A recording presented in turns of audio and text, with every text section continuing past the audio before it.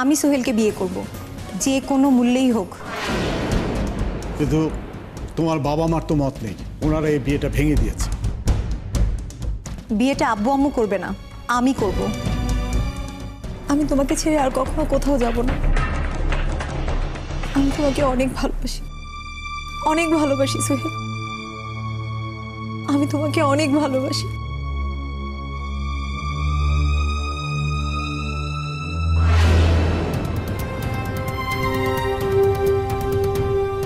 এই নদীর একজন আশ্রয় আছে, সাগর, এক মহাসমুদ্র, আর তিনি হচ্ছেন সোহেল সাহেব। কিন্তু আজ তাকে ভুল বোঝানো হচ্ছে, ভুল দেখানো হচ্ছে, কারণ তিনি তো চোখে দেখতে পান না, আর সেই জন্য সাবাপাকে তার ঘরে ঢোকানো হচ্ছে। আমি চোখে দেখতে পাই না, তাই তো? আচ্ছা সাবা, আমাদের বিয়ের পর যদি আমার এই অ্যাক্সিডেন্টটা হতো, তাহলে তাহলে কি তোমার বাবা মা আমাকে তালাক দিতে বলতেন? অথবা ধরো বিয়ের পর যদি তোমার এই অ্যাক্সিডেন্টটা হতো, তাহলে আমি কি তোমায় তালাক দিয়ে দিতাম? আমি মানছি, কিন্তু আমার আব্বু আম্মু? থাক, তোমার আব্বু আম্মু কি বলেছেন আর কি বলেননি সেটা আমি শুনতে চাই না। শুধু ওনাদের বলো, মানুষের বিপদ বলে কই আসে না, যখন তখন আসতে পারে। আর সেই কারণে সম্পর্কের সুতোটা যদি ছিঁড়ে দেয়, তবে বুঝতে হবে সেই সম্পর্কটা আসলে কখনো তৈরি হয়নি। সোহেল, সোহেল, আমি তোমাকে ভালোবাসি, আমি তোমাকে ভালোবাসি। তোমার জন্য আমি আব্বু আম্মু সবাইকে ছেড়ে চলে এসেছি। ফিরে যাও। সোহেল। হ্যাঁ সাবা, তুমি ফিরে যাও, বাবা মায়ের মত নিয়ে তারপর এখানে আসবে। আমি আমি কখনো চাই না তো তোমার বাবা মার কাছ থেকে তোমাকে আলাদা করতে। তাছাড়া এরই বা কোন গ্যারান্টি আছে যে তুমি কদিন পরে আমার উপর বিরক্ত হয়ে আমায় ছেড়ে চলে যাবে না? দেখো সাবা, তুমি আমার সঙ্গে থেকে কখনো একটা নর্মাল লাইফ লিড করতে পারবে না। আমি তোমাকে নিয়ে কোথাও ঘুরতে যেতে পারবো না, কোথাও বেড়াতে যেতে পারবো না। সবসময় আমার হাতে থাকবে একটা লাঠি। সাবা, তুমি কি বুঝতে পারছো? তুমি কি বুঝতে পারছো আমি তোমায় কি বলছি?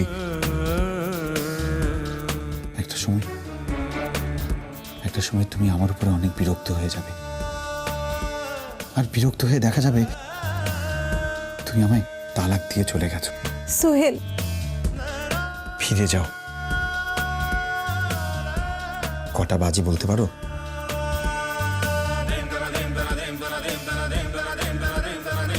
এগারোটা। ফিরে যাও সাবা, হাতে আর মাত্র 1 ঘন্টা আছে। যেদিন তোমার বাবা মার মত নিয়ে তুমি আসতে পারবে, সেদিন এসো। কিন্তু আমি তো ফিরে যেতে চাই না, আমি তোমার কাছে থাকতে এসেছি। থাকতে চেয়েছো, থাকো, তবে আমার ঘরে না। সোহেল। হ্যাঁ সাবা, আমি তোমাকে ভালোবাসি, আমি তোমাকে সম্মান করি, কিন্তু একটা মেয়ে বিয়ের আগে তার হবু বরের ঘরে থাকবে, এতটা আধুনিক আমরা নই। আজ রাতে তুমি অন্য কারো ঘরে থাকবে। তুমি তুমি আমাকে তাড়িয়ে দিচ্ছ? তাড়িয়ে দিচ্ছি না, সময় দিচ্ছি বোঝার জন্য। সাবা, আমার ফোনটা দিবে?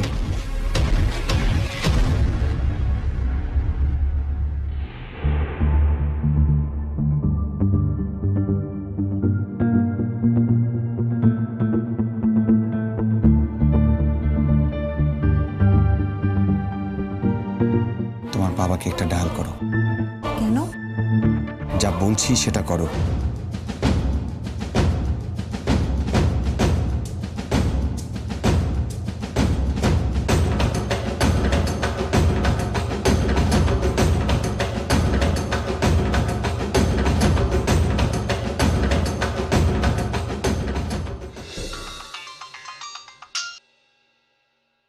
সোহেল, এসব কি হচ্ছে? তোমরা জোর করে সাবাকে আটকে রেখেছো। আমরা সাবাকে আটকে রাখিনি। সোহেল, আমরা সাবাকে বুঝিয়েছি এত রাতে কোনো ভদ্র ঘরের মেয়ে বাড়ির বাইরে যায় না। তাই সাবা আজ রাতে আমাদের বাড়িতে থাকবে। ভয় নেই, সাবা আমার ঘরে থাকবে না। এতটুকু বিশ্বাস আপনারা রাখতে পারেন। কাল সকালে সাবা আপনাদের বাড়িতে ফিরে যাবে। আর সাবা বাড়িতে ফেরার পর আপনাদের তিনজনের যদি মনে হয় আমি আপনাদের মেয়েকে বিয়ে করার উপযুক্ত, তাহলে আমাকে জানাবেন। আমাকে জানানোর পর আমি ভেবে দেখব এই বিয়ে হবে কি হবে না। সোহেল, আসলে আঙ্কেল, কিছু কিছু জিনিস মানুষের জীবনে বোঝা হয়ে যায়, কাঁটা হয়ে বিঁধে, তারপরও সেই বোঝা বয়ে নিয়ে চলতে হয়।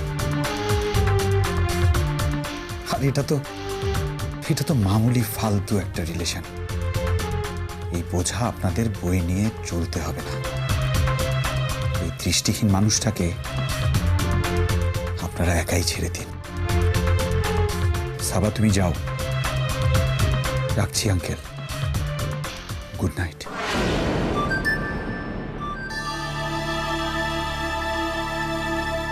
কি হলো? সোহেল বলল সাবাকে কাল সকালে বাড়ি পাঠিয়ে দেবে। সাবা আজ রাতে অন্য কারো ঘরে থাকবে। কার ঘরে থাকবে?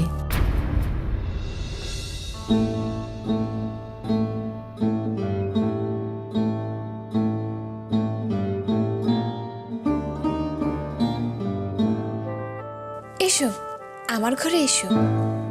তোর ঘরে মানে? হ্যাঁ, এই বাড়িতে সব ঘরেই কেউ না কেউ থাকে, শুধুমাত্র আমার ঘরেই আমি একা থাকি। আজ রাতটা না হয় দুজন মিলে শেয়ার করে নেব।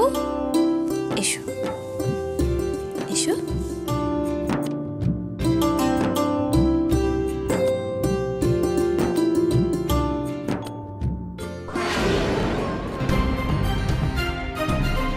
এটা পালকি। একবার যদি পালকির মুখটা আমি দেখতে পারতাম।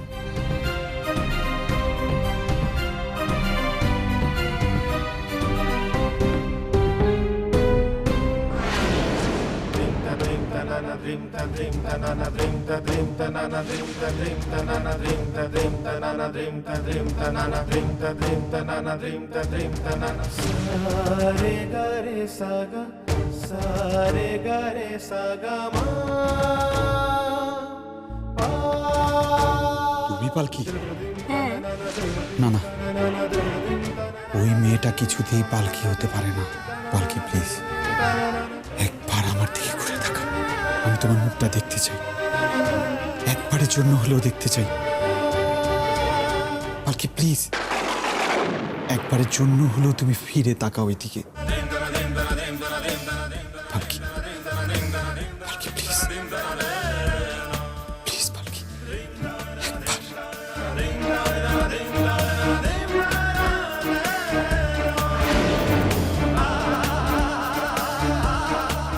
এখানে কি করছো?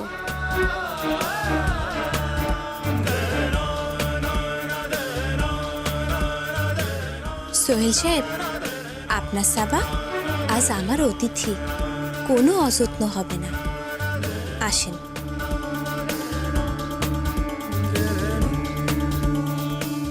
এসো এসো।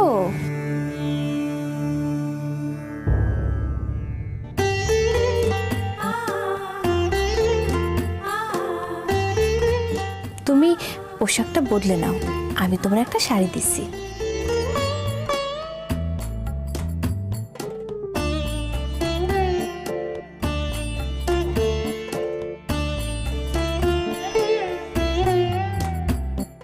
এই নাও। শাড়ি? হ্যাঁ, আমি গ্রামের মেয়ে তো, রাতে নাইটি পরি না। আজ রাতটা তুমি শাড়ি পরেই কাটিয়ে নাও। যাও, তুমি পোশাকটা বদলে এসো, ততক্ষণে আমি বিছানাটা ঠিক করছি।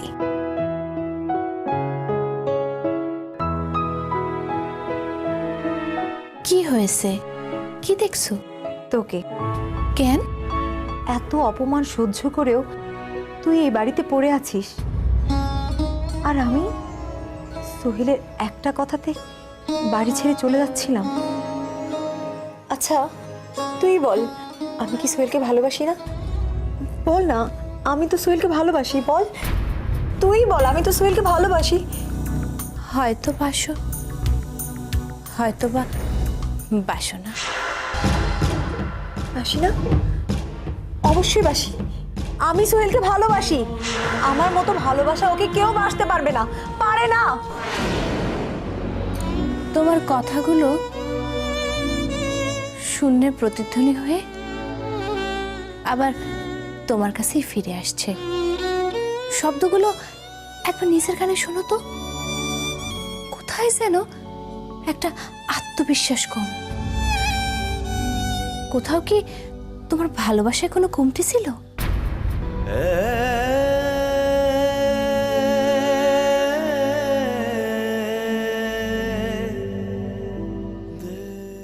থাক ওসব কথা,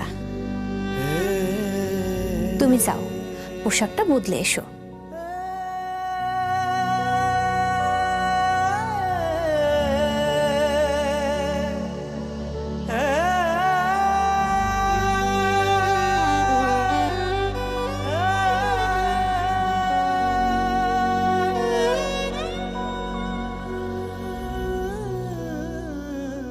কিরে, শেষ পর্যন্ত খাল কেটে কুমির আনলি ঘরে?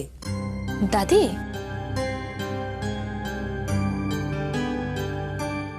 কেন রে, ওর কি থাকার জায়গা ছিল না? হ্যাঁ, ওকে তো আজ বাড়িতে পাঠিয়ে দিতে পারতিস। কেন দাদি? একটা তো রাত। একটা রাতেই অনেক কিছু হয়ে যেতে পারে। এইসব মেয়েরা নিজের অধিকার আদায়ের জন্য অনেক নিচে নামতে পারে, তুই সেটা জানিস না। যাক, সাবধানে থাকিস, ঘরের দরজাটা ভালো করে বন্ধ করে দিবি। কেন? বলা তো যায় না, গভীর রাতে আস্তে আস্তে সোহেলের ঘরে গিয়ে যদি উপস্থিত হয়, এটা তোর মস্ত পরীক্ষা। হ্যাঁ দাদি, এটা আমার জন্য যেমন মস্ত পরীক্ষা, তেমনি সোহেল সাহেবের জন্য অনেক বড় পরীক্ষা। আমি ঘরের দরজা খোলা রাখব। আমি চাই যে সাবা আপা সোহেল সাহেবের ঘরে যাক। আমি দেখতে চাই তখন সোহেল সাহেব কি করে।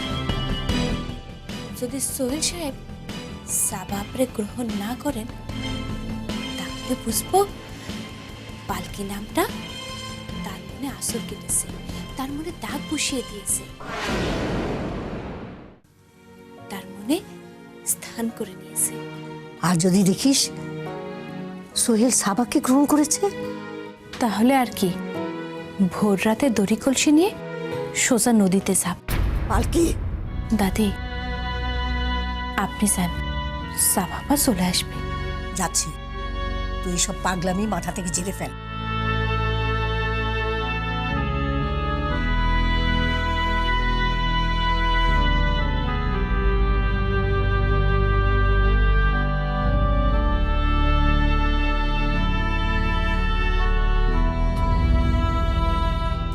বাহ, এই তো তোমারে কি সুন্দর লাগছে। যাও, শুয়ে পড়ো, অনেক রাত হয়েছে।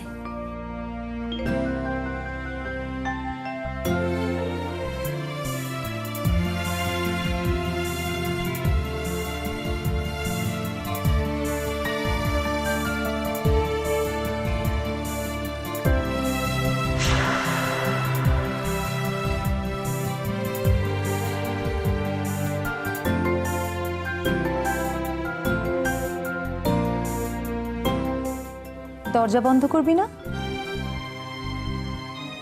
না, কেন? প্রতিদিন রাতে কি দরজা খোলা থাকে? কেউ বুঝি আসে? রোজ রাতে দরজাটা বন্ধই থাকে। তাহলে আজ খোলা কেন? দরজা খুলে রেখেছি, আর মনের দরজাও খুলে রেখেছি।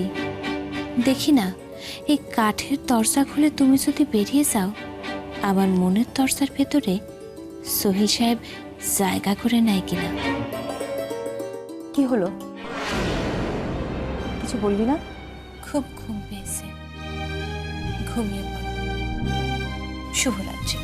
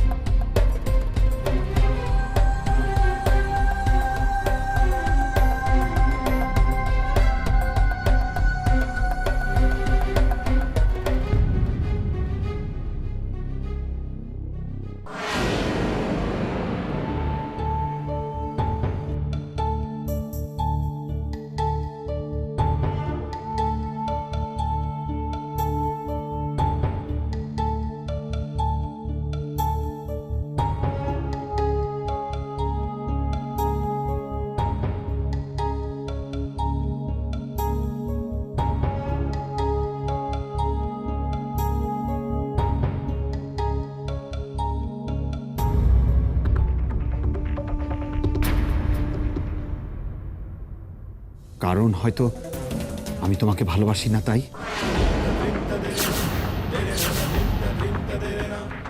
কি? হ্যাঁ, বাসি না। এত বড় কথা তুমি বলতে পারলে? তুমি আমাকে ভালোবাসো না? তুমি আমাকে ভালোবাসো না?